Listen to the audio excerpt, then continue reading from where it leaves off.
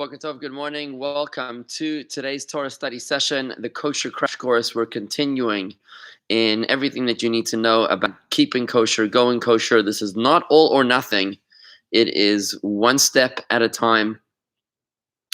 We are developing our knowledge of everything that you need to know about being kosher. We're starting off this course with the basic principles to know who the players are in the world of kosher. There are 33 basic concepts of which you need to be aware in the world of kosher. 33, and we're covering them right here in this Kosher Crash Course. This is actually lesson 3. You can hear the previous classes at youtube.com/Jewish Gardens. That's youtube.com/Jewish Gardens. And we're continuing, as we do every Thursday morning, with our Kosher Crash Course. Today's Torah study is being generously sponsored by Daniel Geiker in honor of the complete and speedy recovery of Michael ben Miriam. May continue to be healed and go from strength to strength. Good morning, Rob Berger, Marty Knopf.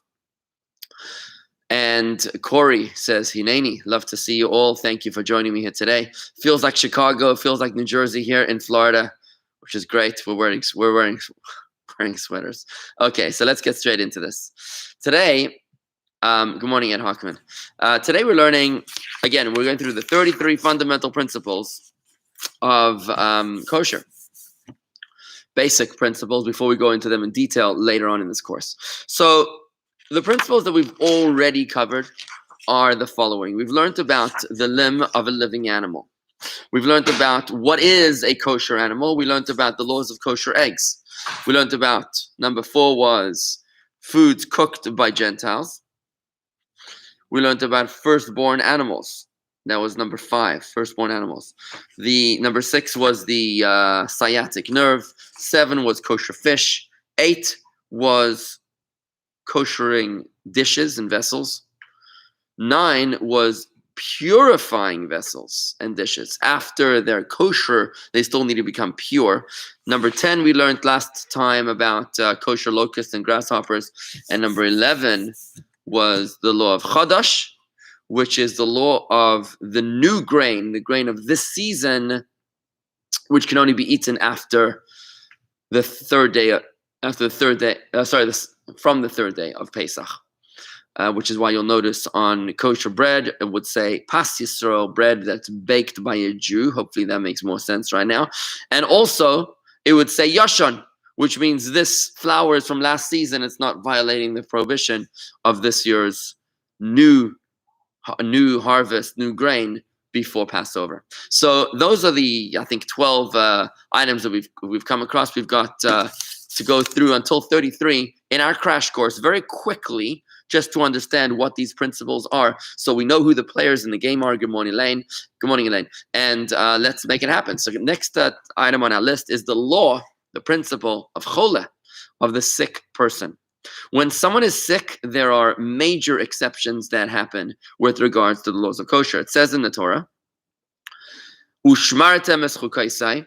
This is from Leviticus chapter 18, verse 5. Ushmartem es chukaisai, and you shall keep my statutes, ves mishpotai, and my commandments, asher yaseh ha'is eisam adam, that the person shall do, v'chai bahem, and you shall live with them. You shall live with my commandments, and you shall not die with my commandments. Other religions, good morning, Dan, our sponsor today, in honor of the speedy recovery of Michael ben Miriam, for complete and speedy recovery.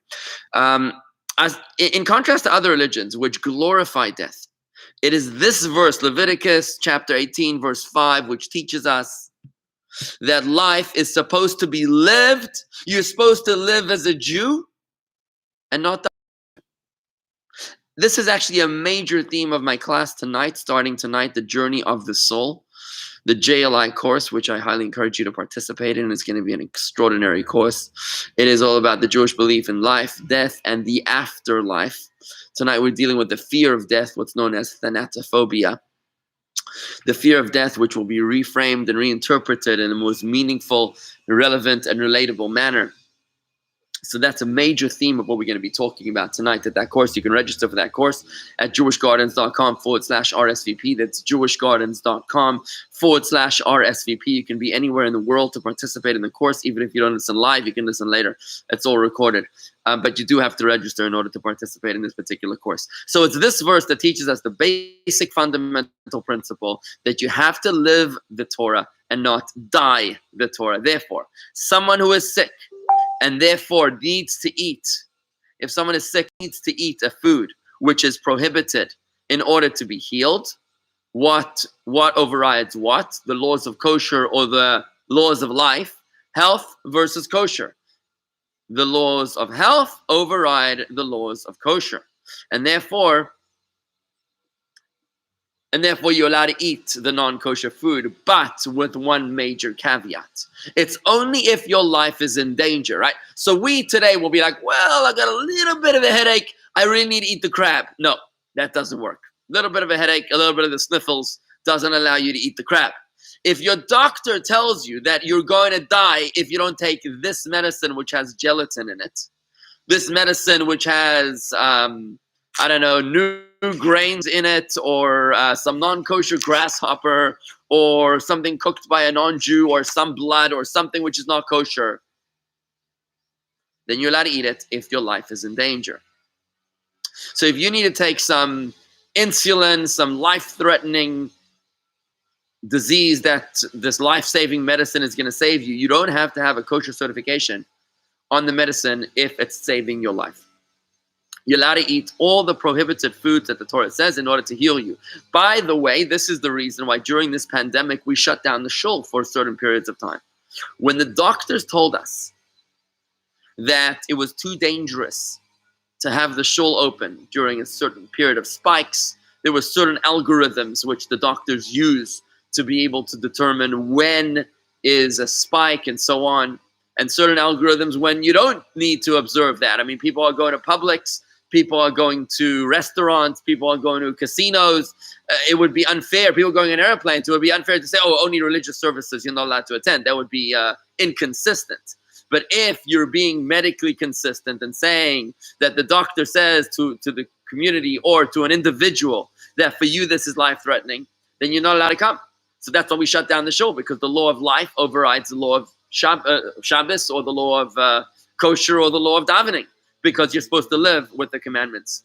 There's still that construction going on outside. We're building this magnificent smart pergola outside the shul. It should be ready in 2 weeks, I think, from this Monday. So there's a lot of construction going on. I hope that you don't hear the noise outside. Just let me know if you hear the noise. I'll move.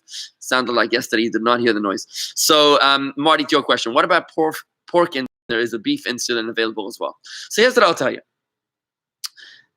Now, I'm not a doctor, but I'm assuming that insulin is for diabetes, and I'm assuming that diabetes is a life-threatening illness if it's not treated. So assuming that this is a Chole sheyesh bei sakana, an ill person whose life is in danger, and therefore the insulin is life-saving, therefore you're allowed to eat the pork insulin. However, if you have an option to take beef insulin, which would be kosher insulin, then why go for the pork insulin? If there's a reason to go for the pork insulin over the beef insulin, maybe because it's better, go for the pork, because it's more life-saving. But if the beef is going to be life-saving, then why should you go for the pork? Absolutely not. You shouldn't. And if it's only a matter of insurance, that's an interesting question. All right? You got to check with your rabbi for a more specific custom ruling on your particular case. But generally speaking, if there's an option which is kosher, then go for the kosher option. Now, what happens if the person's not in a life-threatening illness? If it's a choli she'ein bei sakana, a sick person whose life is not in danger, then he's allowed to eat non-kosher foods as long as there is no benefit to his palate. As long as the palate doesn't benefit from the taste. So, for example, if you're a person who's ill but not in a life-threatening illness, and you need to take a certain kind of medicine which is not kosher, if you swallow it like a pill, it's okay. Some rabbis will tell you that if you need to take a non-kosher pill, what you'll do is you'll wrap it up so that you don't actually your palate doesn't actually touch the actual pill. So there's no connection to the palate at all. It just goes straight down your throat as if it was some sort of an injection, right? But if there is any benefit to the palate, then you're not allowed to use this medication to heal the person who is sick but whose life is not in danger. Now, trying to point out, that's another reason, by the way, another way to deal with this. A certain medicine, like let's say some sort of a syrup, you can mix into it something bitter, so it would ruin the taste of the medicine, and that it would make it horrible to the taste, and then it wouldn't be a pleasure. Some of these medicines you give the kids, like Motrin or Tylenol or something, they flavor them. So it's tasty for the kids to take the cherry flavored or the strawberry flavored medicine. So if it's a non-kosher medicine, it could be a problem because it's not a life-threatening illness. The kid's got a headache or a fever, but it's not life-threatening, thank God. But you want to just give them a medicine. So you may want to make sure that you're going for the kosher version of that and making sure at least that there's no non-kosher ingredients in it. Okay, next item on our list, on our 33 items of our kosher crash course, is the law of Khalif. Now, Khalif, good morning, Warren. Khalif means fats. It's certain kinds of fats that you're not allowed to eat at all. They're 100% treif, which means they come from a kosher animal, but they're treif. You're not allowed to eat them at all because there's certain parts of the biology of the animal. Why? It says in the Torah, any fats of the ox and the lamb and the goat you shall not eat. Whoever eats the fats of the animal, his soul will be cut off from his people. This is the worst punishment that a Jew can get, is called kares. Kares. Kares means to be cut off. When a person's soul is cut off, it means that God wants to have nothing to do with you. It is the worst kind of punishment out there. If you go to Gehenna, if you go to hell, purgatory for a little bit, okay, not so bad. You get a little, it's like sitting on the beach a little too hot, right? But obviously that's an oversimplification. We'll learn more about that idea in the Journey of the Soul series starting tonight. But going to purgatory is actually a good thing because you're being conditioned and prepared for heaven. But being cut off means you're being cut off, like totally gone. You're on your own. We don't care about you. That's a terrible, terrible punishment. The Torah says you're not allowed to eat the chalev, the fats, certain fats, not all fats, but certain fats of these animals. And these are certain parts of the fats of the animal. But you are allowed to benefit from them. We have to differentiate, for example, between the fats that you're allowed to eat and the fats that you're not allowed to eat. One of the signs of the fats that you're not allowed to eat, in Hebrew, it's got two different names. It's shuman. Shuman means fat, which is kosher fat. And chalev, I don't know even how to translate the word chalev. Chalev means like, I don't know, maybe there's another word for fats in English. I don't know if you could help me out here. Animal fat. I don't know. If there is such a word, there's two kinds of fats, chalev and shuman in Hebrew. Shuman is kosher fat, chalev is non-kosher fat. And one of the signs to differentiate between them is that the non-kosher fats is covered with a membrane which you're able to peel off. Now, I'm not an animal pathologist. I don't know anything about this. I go to the kosher butcher. I get the food. There's actually a nice website called koshernosh.com. Check it out, koshernosh.com. And they actually deliver to your door overnight kosher meats. Nosh.com, maybe it's not koshernosh.com. That might not be the name of the website, so don't. That looks like a non-kosher deli, or I'm not sure if it is a kosher deli. I don't know, but yeah, no. Sorry, I should probably be more careful about advertising websites here before. So scratch that. I don't think Kosher Nosh is the one I was talking about, but there is. Hannah would know. There is a meat service where they deliver kosher meats to you anywhere in the United States, and it's like next day delivery. Oh, it's primenosh.com. That's what it is.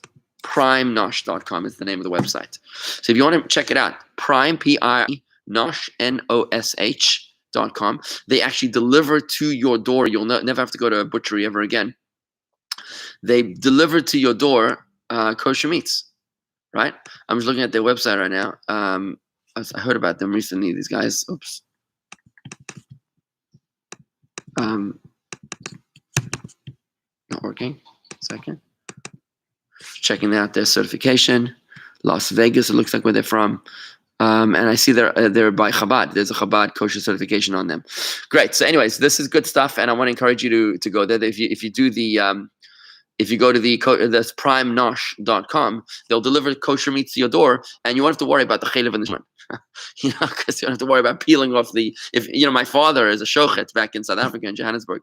So he would come home with like bags of meat. I remember bringing like the livers. He would like roast the livers. You're going to learn about them soon. Roast the livers, a special way to kosher liver. And he would bring, the chicken necks and all sorts of parts of the body. So my father was like, he was the slaughterer. He'd bring it from the slaughterhouse to our house. And we'd actually salt the meat and roast it to take out the blood and make it kosher, right? But if you get it from primenosh.com or from your kosher butcher, you won't have to worry about that. So I see Andy saying it's visceral fat. I don't know what that means, but I'm going to go with you, Andy. If you say that visceral fat is a different kind of fat, then that would be the kind of fat that's the non-kosher fat as opposed to the kosher kind of fat. Now, Corey's question, chalev is exactly the same spelling as chalav, but it's not the same vowels. So chalav means milk. Chalev means fats. Same word, different meaning. In fact, one is fleishik, one is milchik, right? Chalev is meat. Chalav is milk. So it's an interesting connection over there, but it's totally different things. So interesting observation. Good. Let's keep on going here a little bit. So this, in general, the parts of the body which are prohibited, the fats that are prohibited in the body are chalev akerev. I don't know which part of the body the kerev is. I forgot what it is. I didn't have time to look at the translation. It's like the fat over the stomach or something. Chalev shalakloyes, which is the chalev that goes over the kidneys, and chalev shalaksolim. I'm not sure if that's like the intestine. Whatever. If you're a butcher, you'll know that there's 3 kinds of fats that you're not allowed to eat. Most of the kinds of fats that are non-kosher are in the hind part of the animal, and therefore it's complicated to separate the non-kosher parts from the kosher parts of the kosher animal. So not the whole part of the kosher animal is actually kosher, right? So therefore what we do is that we generally just sell the second half of the animal. That's got the sciatic nerve that we've learned about on both right and left side. It's got the non-kosher fats mostly. So we just get rid of it. We sell it to the Gentiles. They don't mind eating the hind part of the animal. They don't have to worry about sciatic nerve. They don't have to worry about non-kosher fats. We generally sell the hind part of the animal to the Gentiles. But if you really want to, you are able to do something called trebering, which is being very meticulous in separating the kosher from the non-kosher parts of the hind part of the animal. Let's move on to the next topic on our crash course, and that is non-kosher milk. Non-kosher milk, this is very, very important. It's called chalav goyim, milk that was milked by a non-Jew. We are not talking about non-kosher milk right now, as in milk of a camel or milk of a pig, because that is 100% kosher. 100% non-kosher. It's not possible for it to ever be kosher.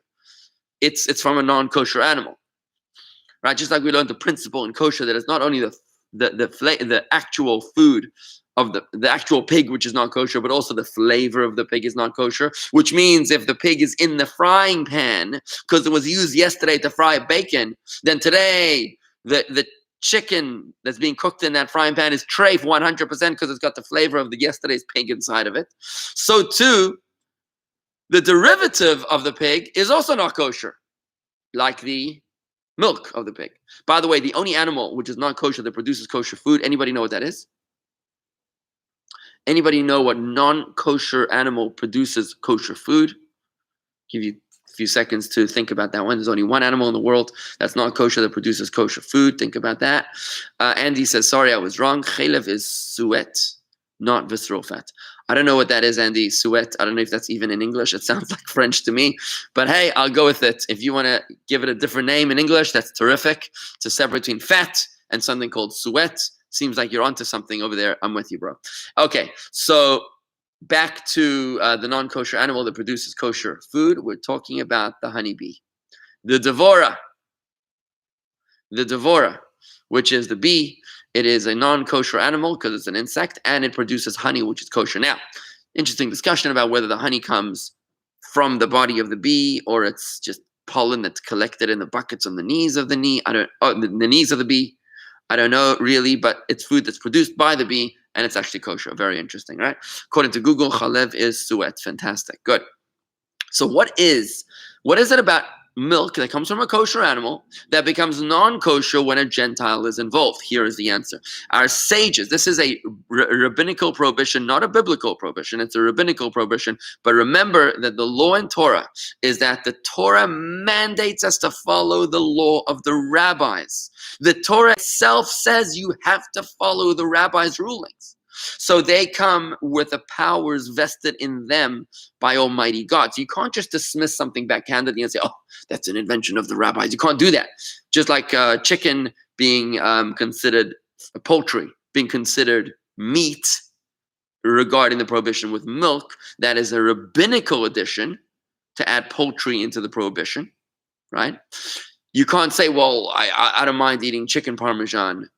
I just won't mix beef with Parmesan. That doesn't count, because the same God that told us not to mix meat and milk told us to listen to the God-fearing rabbis when they made their certain decrees. And obviously those decrees aren't just random decrees. They're very, very carefully calculated decrees that the rabbis made based on very specific rules of biblical exegesis. Okay, so when it comes to the rabbinical prohibition of drinking milk that was milked by a Gentile, the reason for this prohibition is because we're worried that the Gentile might have mixed into the kosher milk some non-kosher milk. Because to them, it doesn't really make a difference. What's the difference? Cow milk, camel milk, who cares? Pig milk. It's like, oh, milk, what's the difference, right? But when you talk to a Jew, obviously, when you're dealing with a Jew, then this is like chazer treif, and this is kosher. We don't mix that stuff, right? So why would a Gentile do such a thing? The reason is even farmers in America today would do such a thing. Why? If you had a non-Jewish farmer who's got a cow farm and he's milking his cows, but he's got to pass through the USDA standards, right? And his milk that year, his cows, Nebuch, they weren't the fat cows; they were the thin cows of Pharaoh, right? So if you had the thin cows of Pharaoh, Nebuch, in his flock, they look like gehakta hishainis. They look like gehakta labor, chopped liver, these cows.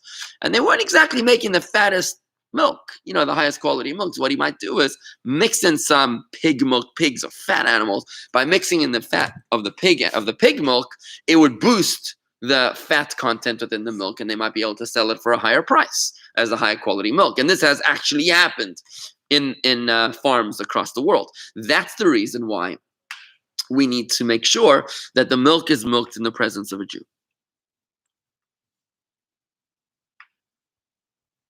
Whether or not the non-Jewish person doing the farming has any non-kosher animals within reach or not makes no difference. It's a blanket prohibition. If a Jew, however, was present during the time of milking, when the non-Jew did the milking, our sage is allowed to drink from this milk. Now, there's an interesting development in modern technology right now. There you go, Dan. I'm glad you pulled it up. Prime Nosh. I really hope that we can encourage people. We'll try. I love that, Dan. I hope that we can encourage people to order kosher meat. Like, why should you order non-kosher meat if you can order kosher meat? It's not like we live in Uzbekistan where the nearest kosher butchery is like 1,000 miles away. We live today in like one click away from kosher meat. They literally deliver it to your door the next day in frozen packaging and whatever. So primenosh.com. I mean, why buy meat in Publix? Non-kosher meat in Publix. If you could buy kosher meat, then first of all, it's kosher meat in Publix. But in addition to that, if you want a certain kind of meat, I'm sure that you can find all the ones that you want at primenosh.com. Nice and easy, right?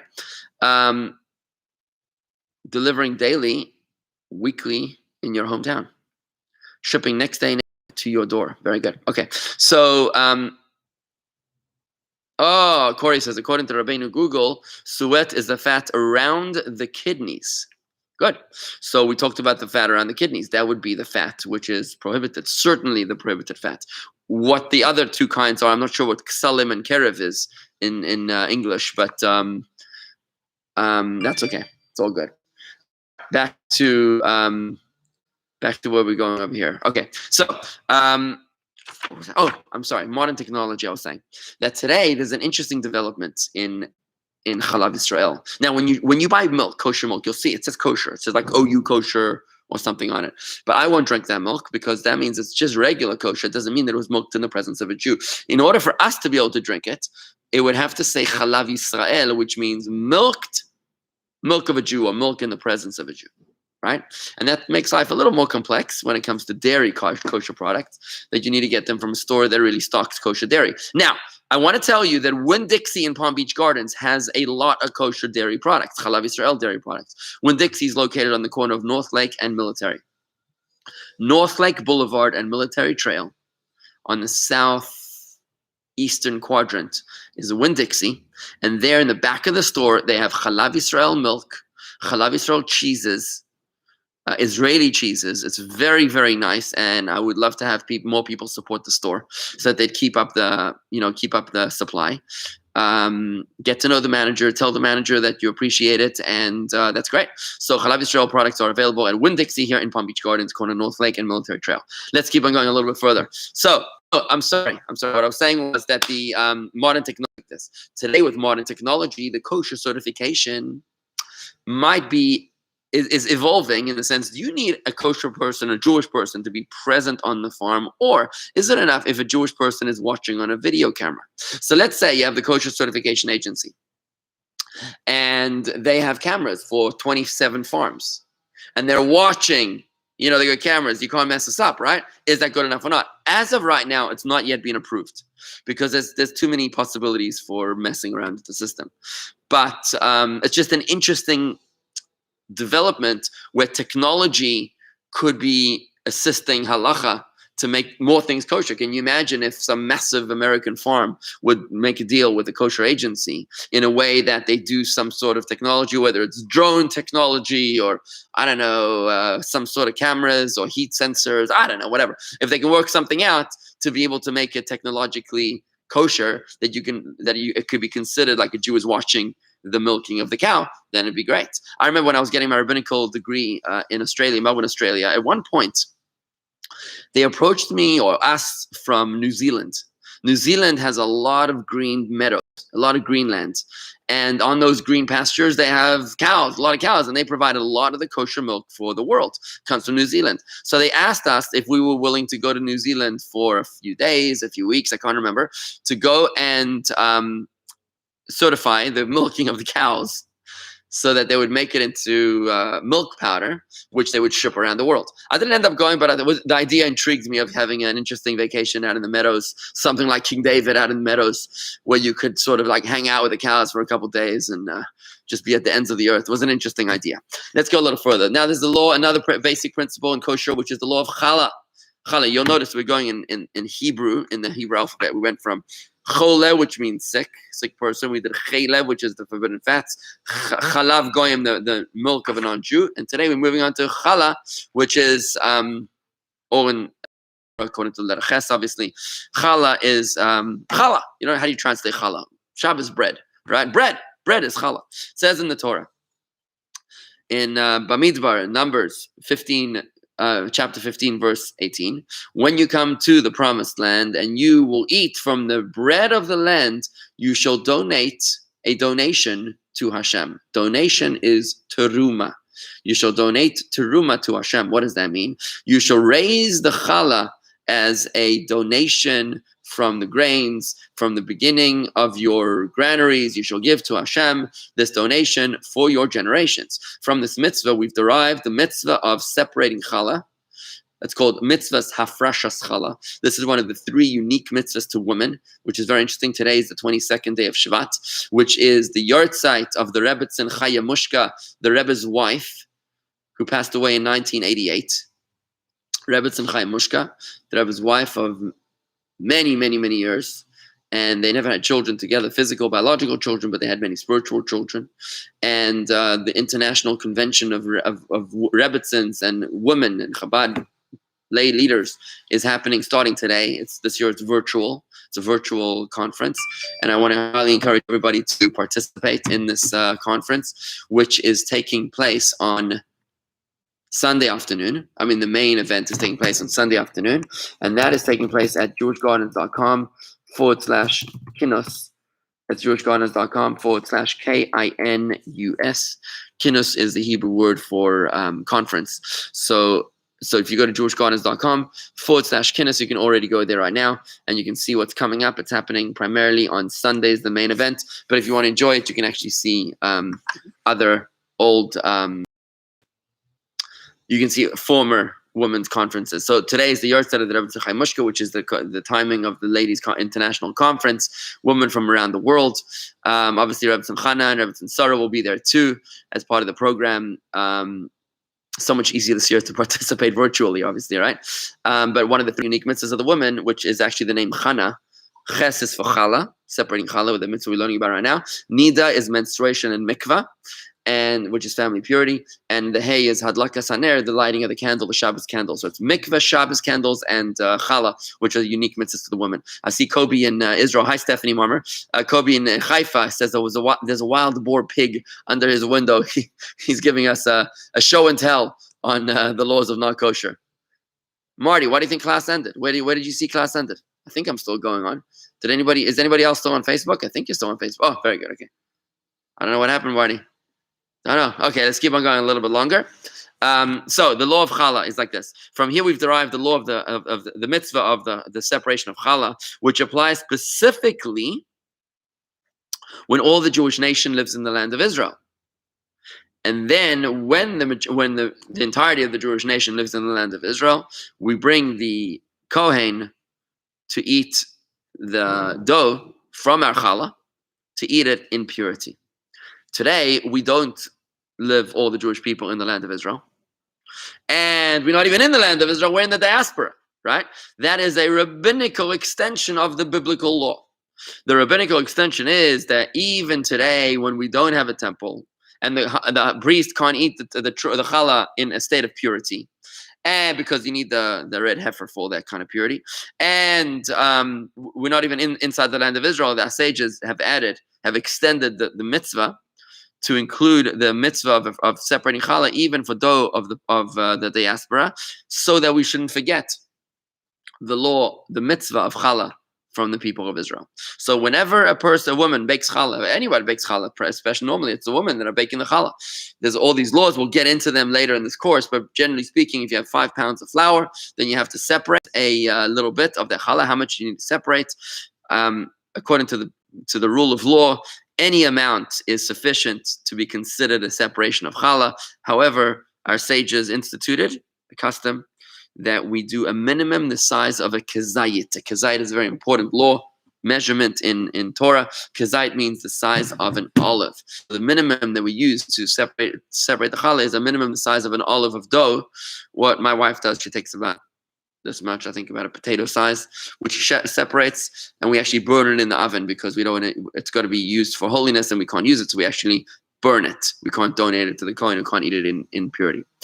Let's see, Andy, does what you said about treif medicine apply also to Yom Kippur, i.e. you should take your required daily medicines on Yom Kippur?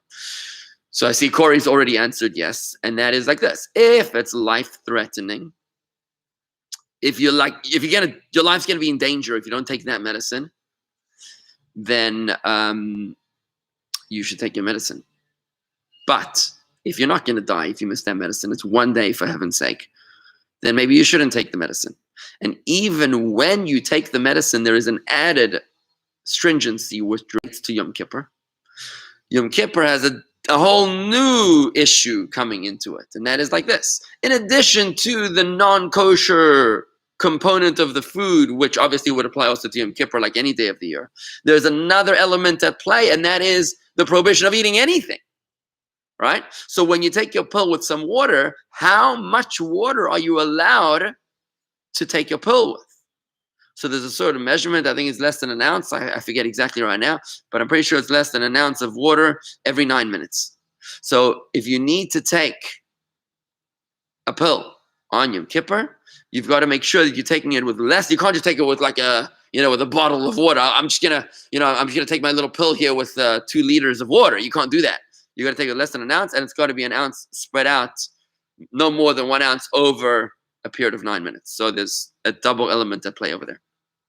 Okay, let's do one element of the law of the crash course today, which is the final letter of the final ches in the letter ches, and that is chametz on Pesach.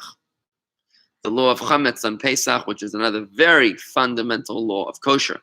What's that law? It says in the Torah concerning Pesach. This one comes from Exodus chapter 13, verse 7. I think was last week's Torah portion. 2 weeks ago. You shall not, no chametz. Exactly, life-threatening being key, Andy. No chametz shall be found within your possession, neither shall any fermented product be found within your possession. You're not allowed to own chametz. You're not allowed to own chametz during Pesach. Forget eating it. This is the most treif item on earth. It can't even be in your possession, chametz, during Pesach, right? And in this prohibition is included, what is chametz? It includes grain or flour from one of the 5 grains. What are the 5 grains? Wheat, barley, spelt, oats, and rye. Wheat, barley, spelt, oats, and rye.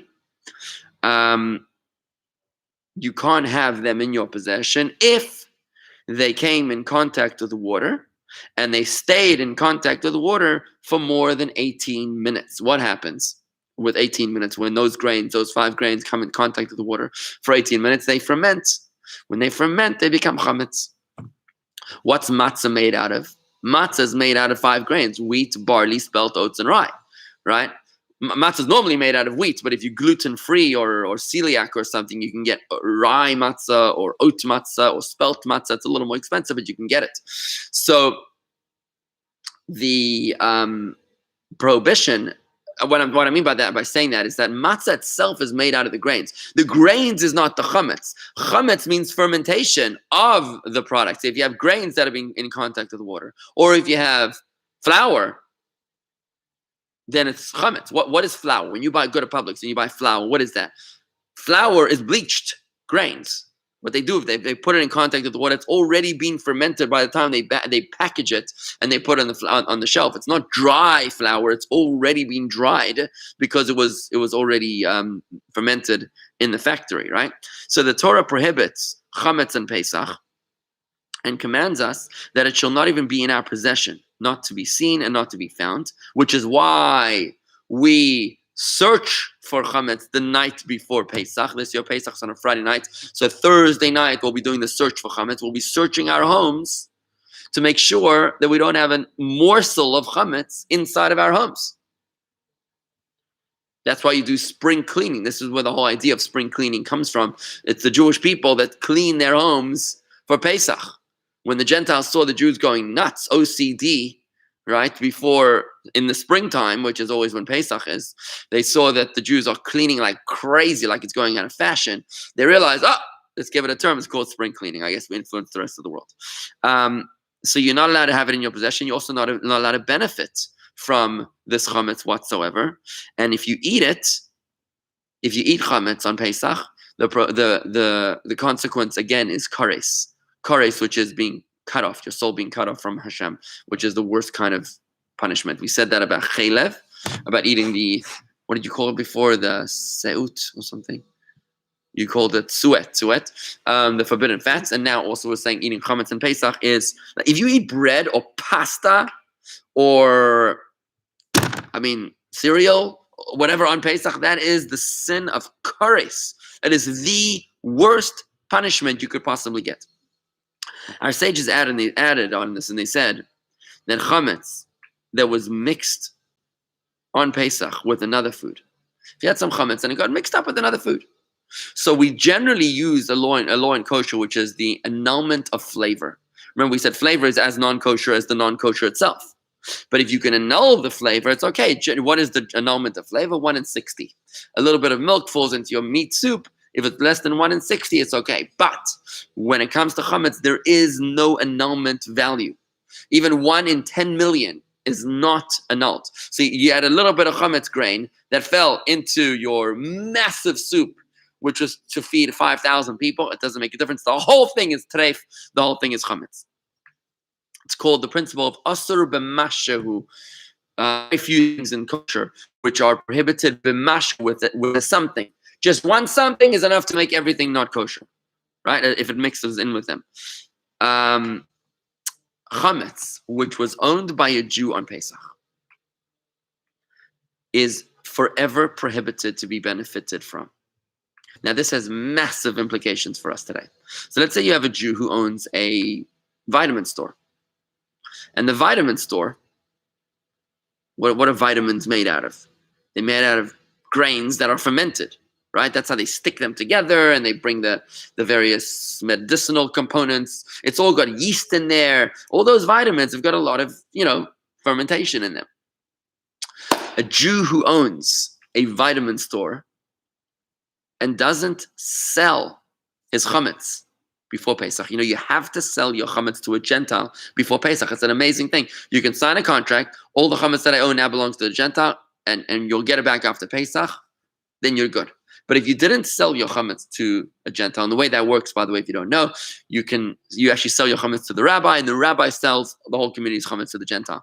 If I remember correctly, the website, you can actually check that out already right now. It's already live. Is jewishgardens.com/set-me-free. I think that's the website, jewishgardens.com/set-me-free. We're already now, yep, that is the date. Amazing. I see Ashley already set it up for this year. No, it's sort of still for last year, whatever, doesn't matter. Either way, you can still fill out this form and sell your chametz already right now. We're not too far away from Pesach. You can sell your chametz right now to me, and I will sell the chametz before Pesach to a Gentile. So jewishgardens.com/set-me-free is where you sell your chametz. If the Jewish owner of the store, let's say he owns a vodka factory, vodka is made out of fermented grain. If the Jewish owner of the store did not sell his chametz before Pesach, that vodka is prohibited forever. The vodka that was in his possession during Pesach. Or let's say a Jew owns a beer company. What's beer? It's made out of hops, which is fermented barley. Right? If he didn't sell his chametz before Pesach, then that beer is 100% treif, which means for 2 or 3 months after Pesach, you're not allowed to buy that beer because it was probably in the possession of the Jew, because you assume every few months they get a new shipment, right? There was a whole story about the OK Kosher agency that was having a whole debate with this big beer brewery in New York that refused to, it was owned by a Jew and refused. He laughed at the whole thing. You don't want to sell his chametz. And the advertiser said, listen, nobody should buy beer from this brewery for a few months after Pesach because the guy doesn't sell his chametz. And eventually they agreed. I think it was last year or 2 years ago. They agreed to sell their chametz. It was a big deal. They sold the factory and it was owned by the Gentile during the duration of Pesach, and therefore the chametz wasn't in the possession of the Jew, so that after Pesach, it went back to the possession of the Jew. Okay, and by the way, that's very interesting now. What happens when you have a situation? What happens when you have a situation of shares? What about a company that's partially owned by a Jew? Let's say Publix. Assuming that Publix is a publicly owned company. What happens now if Publix, as a publicly owned company, is owned partially by a Jew? So let's say you have a share in Publix, and Publix doesn't sell their chametz. So is that the same problem? Is the pasta owned by Publix, or the bread owned by Publix after Pesach? Is it still considered owned by a Jew? The answer is no. We don't worry about that because your ownership in the country is so in the company is so minute, it doesn't actually count for any controlling factor. It's not considered like it's actually owned by you because you have no power to do anything in the company when you own a share in the company. Interesting discussion. But we're starting to see the implications of these laws, which are ancient laws in the Torah 3,000 years ago, what God gave us on Mount Sinai. And yet they're applied in modern times in very interesting ways. I see a question coming in here from Elaine. What's the Showbread Khala? So the Showbread in the temple in Jerusalem was part of the divine service. Now, I'm pretty sure it was bread. And with regards to separating challah, I don't think they needed to separate challah from that because that was the bread for the Kohanim.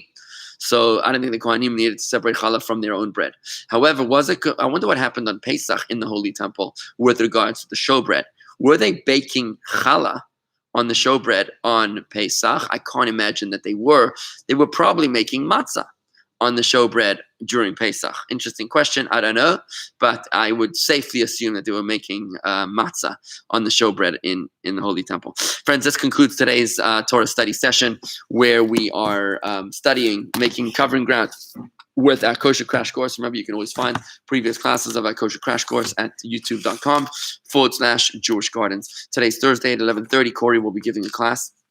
He will be reading through the prayers of the Siddur for men and women. It's at 11:30 on Zoom, jewishgardens.com/Zoom. And tonight at 7:30, I'll be beginning my new series, Jli Journey of the Soul, all about the journey of life, death, and beyond, the Jewish belief and what happens after you die, whether you're contemplating your own mortality, or you've lost a loved one, or you're just fascinated by the topic. Highly encourage you to participate.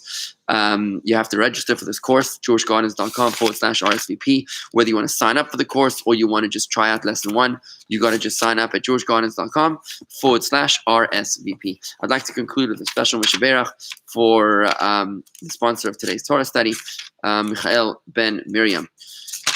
And if anybody wants to add any names as I quote to the blessing, please do so. Mishaberach Avotenu Avraham, Yitzchak, Yaakov, Moshe, Aaron, David, and Shlomo. May He bless our forefathers Abraham, Isaac, and Jacob, Moses, and Aaron, David, and Solomon. May He bless and heal Michael Ben Miriam. Bavur Shana Neidin B'nei Neidin. Let's talk about Vura and for a pledge to charity without a vow on their behalf. For Schars and the Smerit, may the Holy One blessed be He, and Malachim Aleim. Allah lachlimo ila rapoisa lachziko lachyisa vishlach lem here for shlema min shemaim l'ramachi v'arav shasegidov b'sich shar chalis roller for nefesh or for saguf v'nimar amen. And let us say amen. Thank you very much, everybody, for joining me here this morning. Shalom, and have a wonderful day. Be safe.